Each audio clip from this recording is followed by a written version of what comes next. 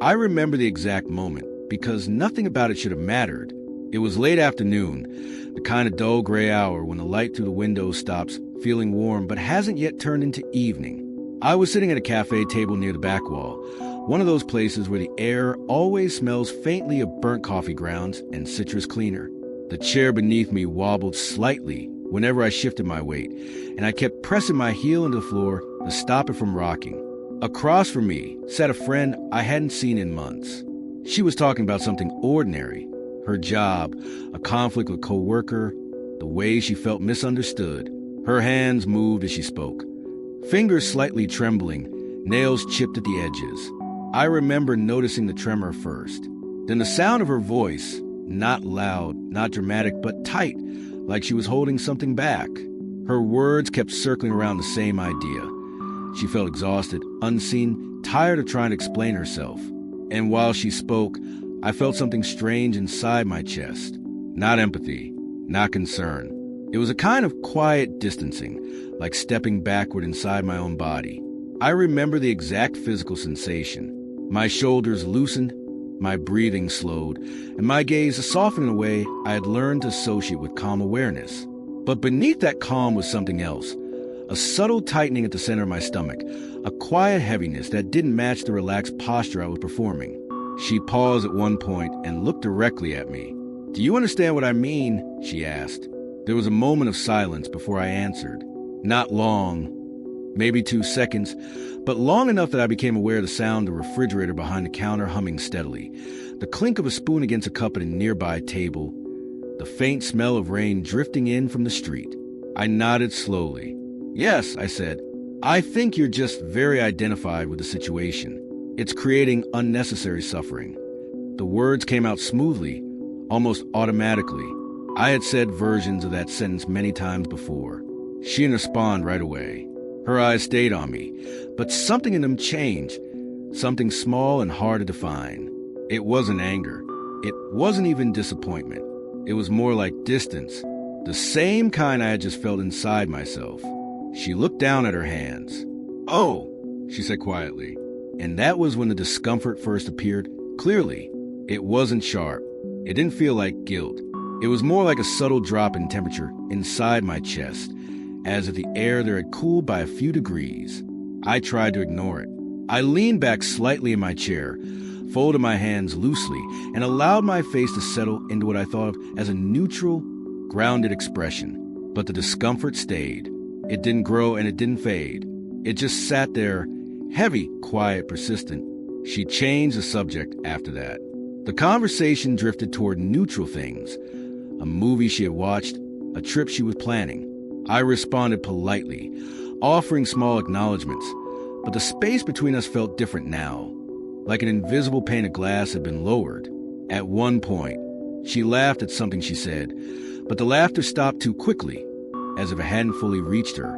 I noticed the way she stopped meeting my eyes as often. I noticed the way she checked her phone more than before.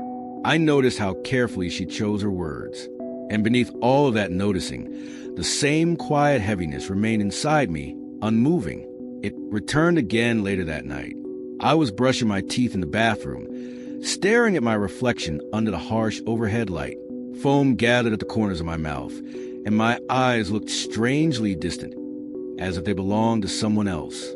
I replayed the conversation in my mind, not the content, but the feeling, her voice, the moment she had looked at me, the way her eyes changed after I spoke. Again, that subtle drop inside my chest appeared. I tried to label it, maybe compassion fatigue, maybe simply tiredness, maybe just a natural distance that comes from clarity. But the label didn't stick. The discomfort stayed nameless. I rinsed my mouth, turned off the light, and walked back into the dim hallway. The apartment was silent, except for the faint ticking of the clock in the kitchen. And as I stood there in the half-dark, I realized the feeling had not gone away. It was still there, still quiet, still waiting. The belief didn't arrive suddenly. It grew slowly, almost invisibly, over years of small moments that seemed harmless at the time. I can trace it back to the period when I first became deeply interested in awareness practices. At first, it felt like relief, like stepping out of constant noise. I began noticing my thoughts more clearly, observing emotional reactions instead of immediately acting on them. People around me noticed the change too. "You seem calmer lately," someone once said at work. "You don't react like you used to," another friend commented. Each time I heard something like that, a quiet warmth spread inside me. Not pride exactly, more like a sense of reassurance. A confirmation that something was working. I started to rely on that reassurance. In social situations, when others became upset or emotionally charged, I found myself stepping back internally, watching rather than participating. I would listen with composed expression, offer a measured response, and remain steady even when others were agitated. It felt like strength. At family gatherings, when arguments broke out, I would sit quietly, observing the tension with a kind of detached calm. Sometimes I would offer a few words about perspective, about letting go, about not getting caught in emotional patterns. People often nodded. Some even thanked me. "You always stay so grounded," my sister once said. "You see things more clearly than we do," a colleague told me after I mediated a disagreement at work. Each comment reinforced the same internal narrative. I was less reactive, more aware, more free from emotional entanglement than others. I never stated this belief openly, but inside it stabilized.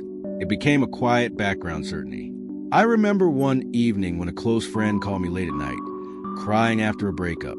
She spoke for almost an hour, her voice cracking, repeating the same questions over and over. Why did this happen? What did she do wrong? Would she ever feel okay again? I listened calmly, occasionally offering gentle reminders about impermanence, about observing pain without identifying with it. When the call ended, I felt something like satisfaction, not because she was suffering, but because I had remained steady throughout. I had not been pulled into the emotional turbulence. I had stayed above it. The same pattern repeated in many contexts. At work, when colleagues panicked about deadlines, I stayed composed. In relationships, when conflict arose, I responded with careful neutrality rather than emotional intensity. In conversations about life struggles, I often reframed experiences in terms of awareness, attachment, and illusion. Each time, the same quiet thought appeared beneath the surface. I see more clearly than they do. It wasn't loud. It didn't feel arrogant. It felt true, even necessary, because the alternative, being pulled into the same emotional chaos I saw around me, seemed like a regression, a loss of clarity. I told myself I was simply maintaining perspective, maintaining awareness, maintaining freedom from unconscious patterns. Over time, this internal stance became automatic. When someone expressed strong emotion, I would instinctively step back inside myself, observing rather than entering the experience. My voice would soften, my body would relax, and my responses would become measured, almost clinical. People sometimes describe me as wise, though I never used that word for myself. Still, the belief continued to strengthen. I noticed it most clearly in moments of contrast, like when I watched coworkers arguing heatedly over minor issues, their faces tense, voices rising, or when friends became consumed by jealousy, insecurity, or resentment. In those moments, I felt a quiet separation inside, like standing on higher ground looking down at a storm below. And each time, the same internal reassurance returned. You're not caught in this. You're beyond it. You've learned something they haven't yet seen. It felt stable. It felt protective. It felt like clarity. At least, it did for a long time, until the discomfort in the cafe began to return more often, in places where it had never appeared before. At first, I dismissed the discomfort. I told myself it was simply sensitivity, or perhaps a temporary emotional fluctuation. Whenever it appeared, I responded the way I always had, by observing it, labeling it, and letting it pass. But it didn't pass. It returned in small, persistent ways. One evening, I was having dinner with a group of friends. The restaurant was crowded, voices overlapping, plates clattering against tabletops. The air smelled of grilled meat and spilled beer. A friend across from me was telling a story about a mistake she made at work, something that had embarrassed her deeply. She laughed while recounting it, but her laughter sounded strained, like it was covering something heavier. As she spoke, I noticed a familiar internal shift. My breathing slowed, my posture softened. and the quiet distancing began. I listened, nodding occasionally, preparing to offer a calm perspective about self-judgment and acceptance. But before I spoke, she looked at me suddenly and said, "You know what I mean, right? That feeling when you just want someone to say it's okay." Her words caught me off guard. There was something direct in the way she said it, not confrontational, but clear. I hesitated. The hesitation lasted longer than I expected. In that pause, I became aware of the same heaviness inside my chest, stronger this time, more defined. I wanted to respond with reassurance, but the words that came to mind were the same ones I had used many times before. Phrases about perspective, about observing emotions rather than getting lost in them. And suddenly, those words felt hollow, not incorrect, just insufficient. I still said something similar anyway. She nodded politely, but the conversation shifted quickly after that. She turned to someone else at the table, and the energy between us changed subtly, like a door had closed without sound. The discomfort stayed with me for the rest of the evening.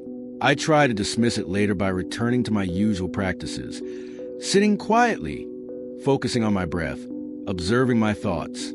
But instead of dissolving, the feeling became more noticeable. It wasn't emotional pain exactly. It was more like an awareness of something missing, something I couldn't quite name. Another crack appeared during a quiet misunderstanding with a close friend. We were walking side by side through a park at dusk, fallen leaves crunching beneath our shoes.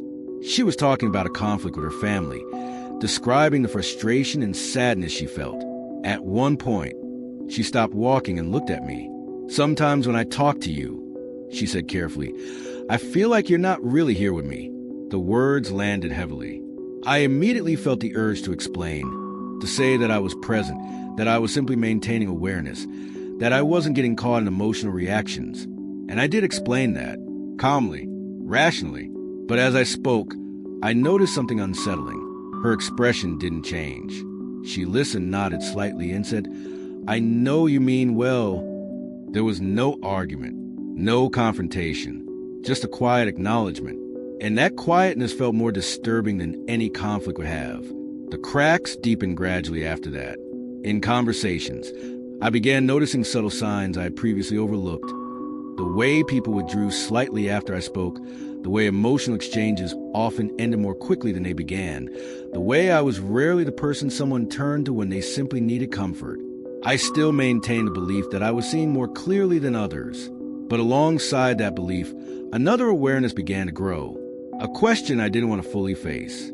Was I actually seeing more clearly, or simply standing further away? The collapse didn't happen all at once. There was no single moment where everything shattered. It happened slowly, almost imperceptibly, to the quiet repetition of familiar scenes that began to feel different. I started revisiting memories from earlier years, conversations, relationships, interactions I had once viewed as evidence of clarity. Now, when I replayed them, the tone shifted. I remembered a conversation with my younger brother during a difficult period in his life. At the time, I had felt proud of how calm and composed I remained while he spoke about his struggles. But revisiting the memory, I noticed something else. The way his voice had grown quieter as I spoke. The way he stopped sharing certain details after I offered perspective. The long pause before he said, "Yeah, I guess you're right." At the time, I had interpreted that pause as reflection. Now it felt like something else. Resignation, perhaps, or distance. The same pattern appeared in other memories. Moments I once saw as proof of emotional stability now looked different, like instances where connection had thinned instead of deepened. This realization didn't come with dramatic emotion. It came with a kind of quiet disorientation. Like realizing the map you've been following for years doesn't quite match the terrain anymore. I didn't immediately abandon the belief that I was more aware, but it began to loosen, and that loosening felt deeply unsettling. Because without that identity, I wasn't sure how to relate to others or to myself. In conversations, I started noticing the impulse to step back internally. Sometimes I resisted it, sometimes I allowed it. But either way, the certainty that had once accompanied that distance was gone. Instead, there was hesitation, uncertainty, and a strange vulnerability I hadn't felt in a long time. I remember sitting in silence with a friend one evening as she spoke about something painful. Instead of offering perspective, I simply listened. The silence stretched longer than usual. It felt uncomfortable. I didn't know what to say. I didn't know how to respond. For a moment, I felt exposed, like I had lost a protective layer that had once kept me steady. But beneath that discomfort, there was also something unfamiliar, a faint sense of being closer to her experience than before. Not above it, not outside it, just near it. And that nearness felt fragile, unstable, but also real in a way I hadn't recognized before. Now, life looks mostly ordinary. I still wake up, make coffee, sit by the window in the early morning light. The street below fills gradually with the sound of passing motorbikes, distant voices, the rhythm of daily routines beginning. Sometimes I catch myself slipping back into the old stance. When someone expresses strong emotion, I still feel the familiar impulse to step back, to observe rather than engage.